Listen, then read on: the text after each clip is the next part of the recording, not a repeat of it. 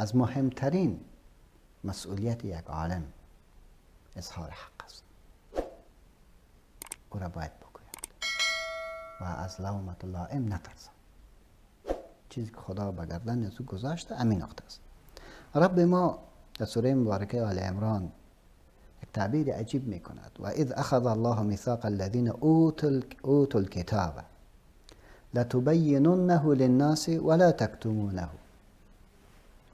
هنگامی که خدا تعهد را گرفت، میثاق، تعهد محکم و استوار گرفت از آنانی که برش علم داده شده بود، علم دین، علم کتاب، چی میکنن؟ لتبیننه للناس، بدون کم و کاست. خدا کنه کس خفه میشه کلا و خوش میشه، او را باید به مردم بازگو بکنه. ولا تکتمونه، پاتش نکنه.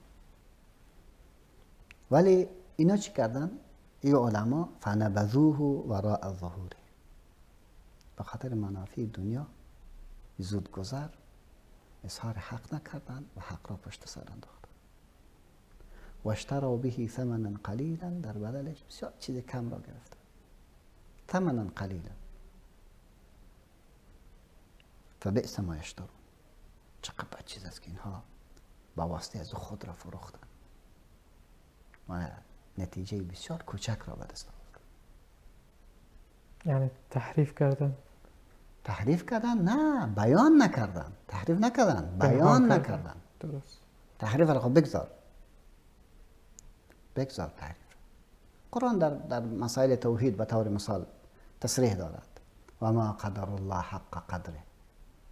مردم طور شایسته خدا را نشناختن، صفات خدا را به مخلوق دادن، مخلوق را در جای خدا شاندن، کار را کردن. عملا ما شما ابن کادا میبینیم به اشکال مختلف. ولی بازار بسیار گرم است، نه؟ بازار بسیار گرم است. یکی خو میبینه، سیشونه خواب دیدن عجیب و غریب، به فلان ایت خواب دیدن. او برادر گلم، از برای خدا دیگه چاپلوسی نکنه، دیگه بحث است. با علما نمیزیبد. علما باید با وقار و با حیثیت بوده باشه. یک چاپلوسی میکنه، یک بدون چون و چرا تاییدات عجیب میارد، یک تعداد چپن خلفای راشدین در جان مردم میکند. از خدا خب باید بترسن. از خاطر اظهار حق یکی از مسئولیت های آدم است و در این جدی است. قرآن میره میگه که لتبیننه للناس، با مردم را بیان کنه، خواهم برش بیان کنه. در هر شرایط عالم نمیتونه که مصلحت را در نظر داشته باشد. این گپ راست واضح است. به طور مثال ما در نظام اسلامی یکی زکات داریم که ستون فقرات اقتصاد اسلامی است و ما جدی را اعلام میکنم که اگر ما زکات را ادارهش جور بکنه و برای از کار بکنه، در خلال 3 سال در افغانستان امروز ما هیچ خانه مشکل نان را نخواهد داشت. نان چطور میشود؟ این مشکل ختم میکنه. و بهترین وجه نانش و عیاشش تنظیم میکنه. از 3 الی 5 سال مشکل صحتش برمیدارد. در افغانستان هیچ کس مشکل صحی نخواهد داشت. دکترش و تداویش میشه. تا 15 سال در افغانستان هیچ افغان جنجال خانه را نخواهد داشت که بگه من خانه ندارم کجا بشیم. نانش هم تنظیم میکنیم، صحتش هم تنظیم میکنیم و مسکنش هم تنظیم میکنیم. در صورتی که چی باشه؟ ما اداره زکات را طوری که خدا گفته و طوری که علمای را تحلیل کردن و او شکل برش معتقد و باورمند باشیم. زکات در کجاست؟ فعلا درکش نیست. زکات ما دور خود در عشر که عشر هر کس برای خودش جمع میکنه. عوضش چی میاد؟ عوضش مالیات است. مالیات کمر شکن، مالیاتی که اساس غرب است و اقتصاد غرب رو تحلیل میکنن، در حالی که مالیات در مقابل خدمات است استاد. یعنی ملت حق داره از تو پرسان بکنه که اینی پیسه را ما گرفتی در کجایی را مصرف کردی. مثلا من خانه دارم، زباله های است، هر کسی که در یک خانه زندگی میکنه زباله ها هم داره. شهروالی میآید برمیه که تو 2.5 صدر ماهانه بده و من هیچ داره انتقال میدم. دیگه کوچه پاک است، دیگه در کوچه کثافات دیده نمیشه. اگر دیده شد ما شهروال را از گردنش میگیریم که از من ماهانه 2.5 صدر میگیری، چی کردی پول؟ دقیق شده. هر کاری که ما در مقابلش به حکومت پیسه میدیم به نام مالیات، مالیات در مقابل خدمت و خدمت را حکومت به معرفی بگیرد. حق داریم که پرسان بکنیم بودجه چقدر است، بودجه چقدر است و این چقدر بودجه در کجا مصرف میشه که تو اساس کمبودش از ما به نام مالیات میگیریم. غیر از مالیات در اسلام نیست. حکومت حق نداره که از ما بگیرد، در رقم مالیات گرفته شد. در پهلوی از اون ما وقتی که جریمه را حرام میدانیم و اجازه نمیدیم، در رقم دلایل بر جرم میکنیم، این رقم کمرشکن مالیات از کجا جوازش پیدا کرد؟ در حالی که در نظام اسلامی تلاش حکومت است که مردم پیسه دار شوند، سرچپه نیست. غرب کوشش میکنه حکومت ها پیسه دار باشند. در نظام اسلامی حکومت باید پیسه دار نیست، ملت باید پیسه دار باشند. ملت باید حمایت بکنه که پیسه دار شوند. سرزی کوشش کنه. هر قدر که ما مردم را از مالیات کنار بکشیم به همون اندازه فساد ما کمتر میشه. فعلا فساد در کجاست؟ فساد خود همین ادارات است.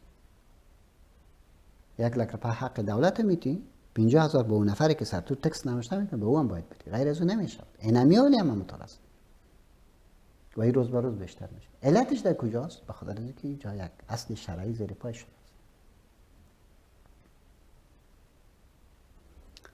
خب بسیار چیزای دیگه هم داریم. یک نمونه واره بر فرض کردم. لتبیننه للناس. هر چی که از مردم علما مکلفیت دارن خلاها را بگوین، واضح بگوین و قضیه را روشن بکنند. قضیه تعلیم داریم، حق مردم است و حق دینی است، باید واضح گفته شود. در اون نباید سکوت شود، نباید کوچک تیر شود. قرآن کریم برای ما ایره تصریح میکنه که ولا تلبسوا الحق بالباطل و تکتموا الحق و انتم تعلمون. هیچ وقت خلط نبیارین، هیچ وقتی کار نکنین. بدی و زشتی یک تعداد دلیل بی نمیشه که من غلطی های خود را پوشش بدم. ظلم دیگران دلیل نمیشه که من کم ظلم بکنم. او زیاد ظلم کرده من کم ظلم میکنم، دلیل نمیشه. قرآن دیر تصریح میکنه ان الذين يكتمون ما انزل الله من البينات والهدى من بعد ما بيناه للناس في الكتاب من بعد ما بيناه للناس في الكتاب اولئك يلعنهم الله و یلعنهم اللاعنون. چیزی که دین واضح بیانش کرده و روشن است و او را ما پت بکنیم، الله میگه نفرین میشیم، نفرین مردم هم میشین، نفرین ملائکه هم میشین، نفرین الله هم میشین. لعنت خدا سرتان میکنه. بنان بزرگترین مسئولیت از علما همیسته که اونا باید چیزی را پت نکنن. قرآن تثبیت میکنه ان الذين يكتمون ما انزل الله من الكتاب ويشترون به ثمنا قليلا اولئك ما يأكلون في بطونهم الا النار ولا يكلمهم الله يوم القيامة ولا ينظر إليهم ولهم عذاب أليم لا حول ولا قوة الا بالله. کسایی که الله برش علم داده و ای را پت میکنن.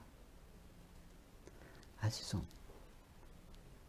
ما افتخار میکنیم که الحمدلله حکومت اسلامی و جایگاه اسلامی نظام اسلامی، ولی معنای زیر نمیدهد که ما چیزی نگوییم.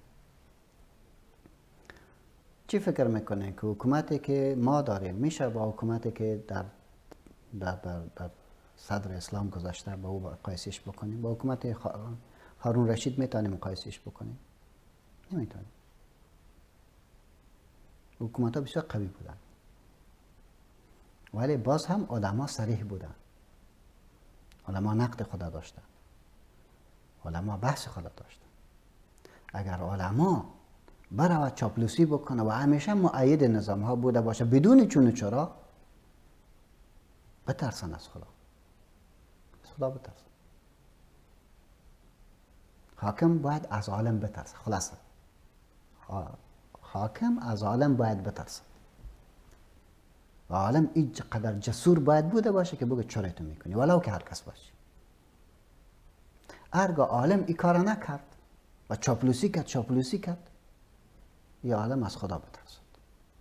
اساسی ترین قضیه ایسته که ما پاسخگو باشیم برای مردم، در خدمتشان بوده باشیم، دروازه های خود را برای مردم باز بکن، آزاد بیان نقد بکنن، آزاد بیان خواسته های خود را بخواهند، از گردن ما را بگیرن، دروازه ها باز باشه، انتقاد باز بوده باشه، بیان باز بوده باشه، پاسخگو بوده باشه در مقابل اماناتی که در اختیار ماست. درش بگویم به مردم اینی امانت، این امانت پیش ماست و اینی امانت را در اینی جا، در اینی جا، در اینی جا، در اینی جا به اساس اینی قضیه مصرف کردیم، به اساس اینی مشوره‌ای که همراه شما کردم امانتتان را در حقتان دادم. این اساسی ترین قضایه است. بنابراین یکی نقطه‌ای که اساس قضیه را تشکیل می‌دهد اینی اظهار حق. این مسئولیت آدم است و علما در این باب باید باشند.